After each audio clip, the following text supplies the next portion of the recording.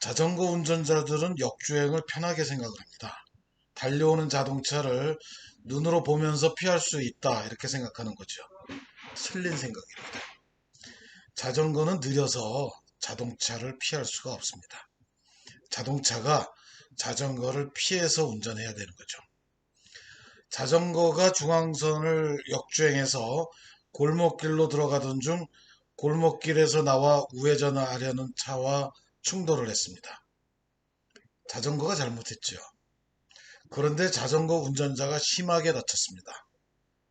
신경외과, 이비인후과, 치과 뭐 이렇게 종합해서 노동능력 상실이 33.4%가 되었습니다.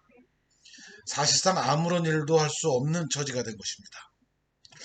자동차의 보험사는 소송을 제기해서 자전거가 잘못했으니 손해배상을 할 책임이 없다라고 주장을 했습니다.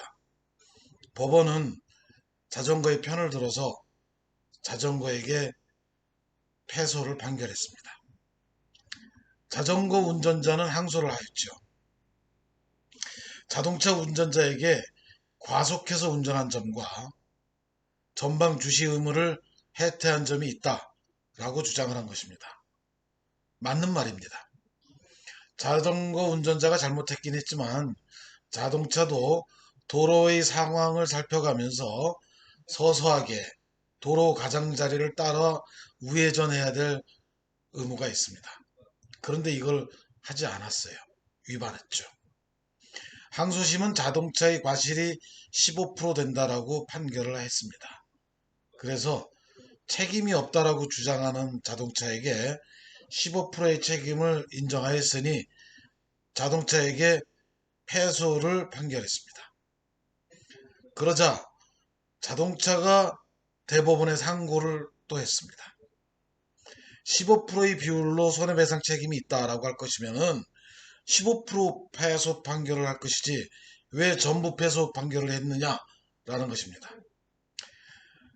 대법원은 자동차의 손을 들어주면서 다시 재판하라고 항소심으로 돌려보냈습니다.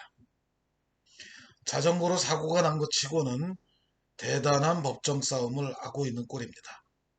1심, 2심, 대법원, 또 2심 이렇게 4번이나 법정 싸움을 하는 것이죠. 그런데 다시 항소심 재판을 하게 된 법원은 자전거에게 85%의 패소를 판결하는 것이 아니라 전부 패소하는 판결을 내렸습니다. 재판이 진행되는 동안 자동차의 보험사에서 자전거에게 치료비 790만 원을 지급했는데 자전거가 받을 위자료는 400만 원에 불과해서 자전거가 손해배상으로 받을 돈이 없다. 그러니 패소다. 라고 판결한 것입니다.